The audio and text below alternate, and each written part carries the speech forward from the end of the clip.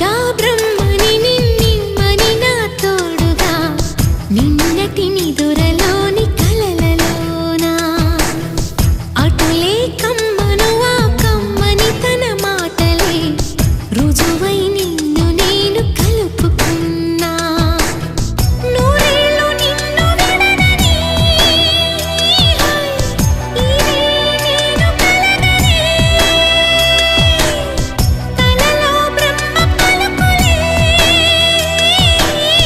తెలుసా నీకు నిజమని నిజమే నిజమే నా కూడా తెలుసులే